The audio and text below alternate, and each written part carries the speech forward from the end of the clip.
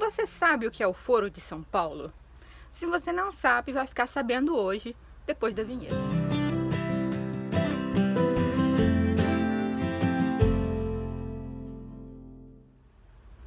Bom, muita gente nem faz ideia do que seja o Foro de São Paulo, nunca ouviu a expressão, e tem gente que já ouviu a expressão, acha que sabe do que se trata, mas na verdade ainda está muito confusa. Tem gente que acha, por exemplo, que o Foro de São Paulo é apenas uma reunião mais ou menos anual de vários partidos de esquerda para discutir aquelas esquerdagens todas.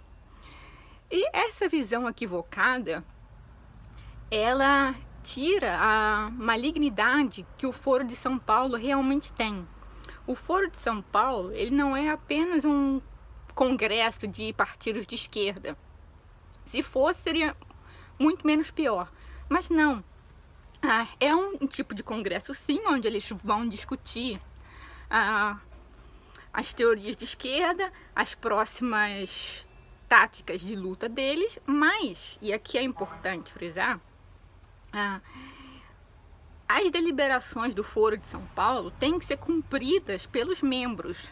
Então não é apenas um grupo de discussão, é um grupo de ação.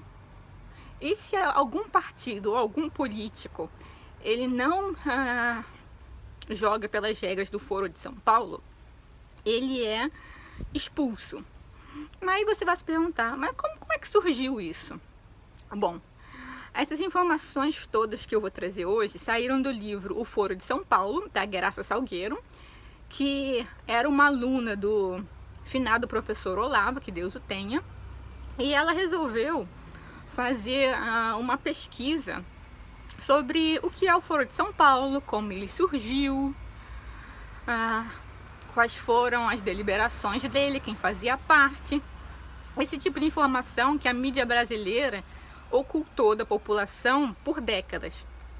Esse livro, infelizmente, ele também não é muito conhecido, mas deveria ser, porque são realmente informações de utilidade pública, que não apenas todo brasileiro deveria saber, mas também qualquer cidadão da América Latina deveria saber, porque é uma organização que ela prejudica não apenas o Brasil, mas todos os outros países da América Latina.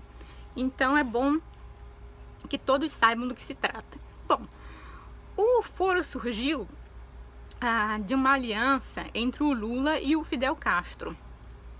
A ideia era construir novas estratégias para que a esquerda chegasse ao poder, para que o comunismo se espalhasse, depois que a União Soviética ruiu. Então, não é que muita gente acha ainda ingenuamente que depois que a União Soviética acabou o comunismo. Não é verdade. Esses partidos comunistas, eles simplesmente procuraram uma outra estratégia para continuar propagando essa ideologia maligna. E uma das ações foi a criação do Foro de São Paulo. Do Foro de São Paulo participaram vários partidos políticos de esquerda, não apenas do Brasil, mas também de outros países da América Latina. Inclusive, aqui é importante frisar, participaram também organizações terroristas, como as Farc. E não foi em um encontro apenas não, foram em vários. Aí você vai se perguntar, ok, mas como é que um fórum desse, ele consegue se sustentar? Bom, vem dinheiro do PT, vem dinheiro das Farc. Antigamente, quando Chávez ainda estava no poder, vinha dinheiro do petróleo venezuelano e vinha dinheiro do Jorge Soros através de várias ONGs que também faziam parte do Foro de São Paulo. O objetivo do fórum, como eu disse, é espalhar o comunismo pela América Latina. E vale a pena mais uma vez frisar que as deliberações do fórum, o que o fórum decide que tem que ser feito, realmente tem que ser feito pelos membros. Isso inclui, por exemplo, que os parlamentares eleitos dos partidos que fazem parte do fórum, eles têm que votar de um determinado modo para avançar as pautas de esquerda. E isso inclui também que os países membros do Foro de São Paulo, eles têm que se ajudar mutuamente, ainda que isso seja prejudicial para algum país particular. Por exemplo, o Brasil, que mandou não sei quantos milhões pelo BNDES a Cuba, ditadura, ou no caso do Chaves, que ele simplesmente vendia o petróleo do povo venezuelano para Cuba e outros países a preço de banana, ou às vezes nem vendia, às vezes simplesmente dava. Tudo para sustentar esses governos esquerdistas aqui na região. Então não é assim uma coisa sem importância, uma coisa inofensiva. Não é apenas um monte de esquerdista falando bobagem. É, assim, se eu pudesse comparar, é a ressurreição da Internacional Comunista, agora com outro nome.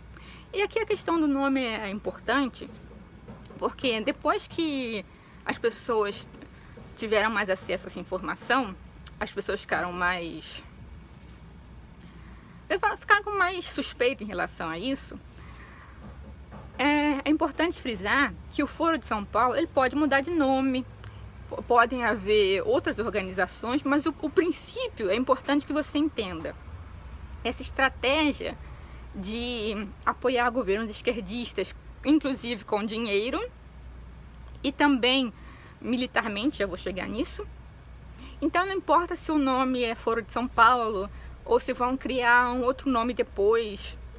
Existiam, antes do Foro de São Paulo, organizações que também iam na mesma linha. E o Foro de São Paulo mesmo, ele tem várias organizações filhotes, digamos assim. O Fórum Social Mundial, por exemplo. Então, por exemplo, se algum dia o Foro de São Paulo acabar, não quer dizer que o problema desapareceu, entendeu? Vai surgir alguma outra organização com as mesmas táticas, os mesmos propósitos. Então é bom a gente entender como é que essa organização ela funciona e quais são os objetivos.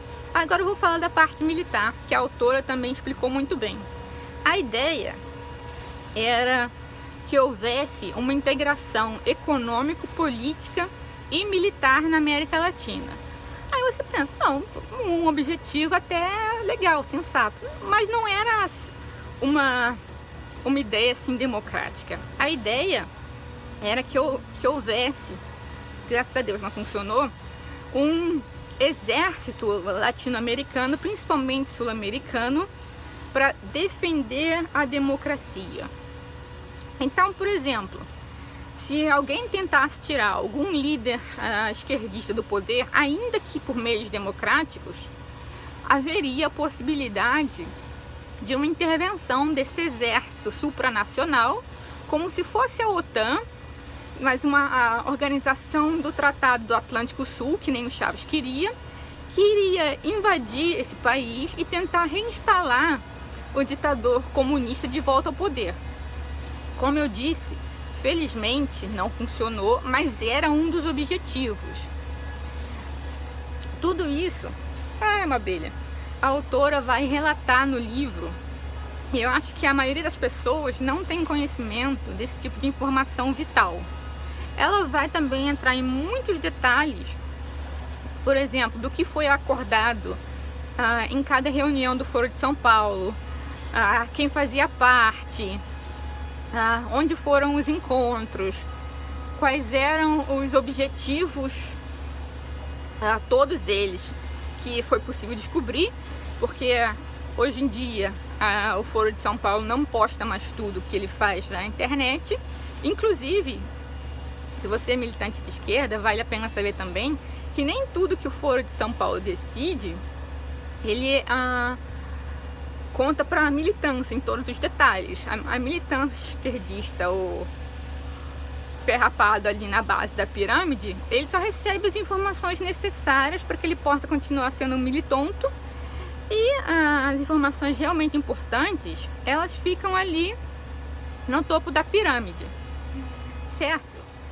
É um livro curto, são pouco mais de 200 páginas, é um livro assim que você lê num dia, mas ao mesmo tempo ele é muito rico de informação.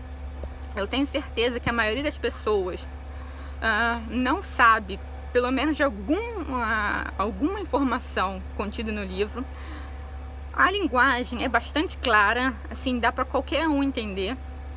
E desde que o livro foi publicado em 2016, graças a Deus, mudou muita coisa. Mas é importante a gente saber o que acontecia nesse período, porque assim, eu me considero bem informada sobre esse período, mas até eu fiquei chocada com as ambições dos membros do Foro de São Paulo, de tudo que eles queriam fazer na América Latina, das coisas que infelizmente funcionaram e das coisas que felizmente deram errado. Então eu acho bom a gente se informar, não apenas para ter um conhecimento de história, mas para a gente ficar alerta para quando surgir um novo Foro de São Paulo, ou para quando as pessoas simplesmente falam, não, é só um congresso onde os partidos políticos estão discutindo estratégias. Não é apenas isso, é um grupo de ação onde as estratégias são discutidas e elas são implementadas, certo? Como eu disse, vale repetir, os membros são obrigados a implementar as deliberações do foro. E aqui fica uma reflexão minha.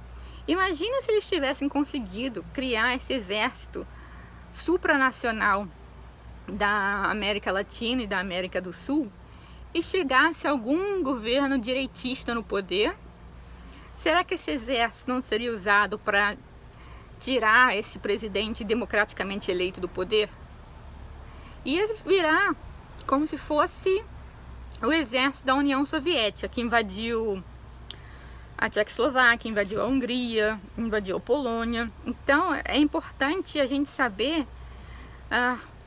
o quão fundo a gente estava nesse buraco esquerdista para a gente ficar atento para nunca mais cair nele. Certo? Eu vou deixar a capa do livro aqui na capinha do vídeo, com todos os dados, autor, editor e tal. Se você conhece algum similar, comenta aqui abaixo, que eu quero muito saber. Me conta se você já leu, se teve alguma informação nova. Não se esquece de se inscrever, deixar o seu joinha, deixar o seu comentário e divulgar, certo? Porque se depender do YouTube, vocês já sabem, tá? Bom, eu agradeço a sua atenção. Até a próxima. Fiquem com Deus.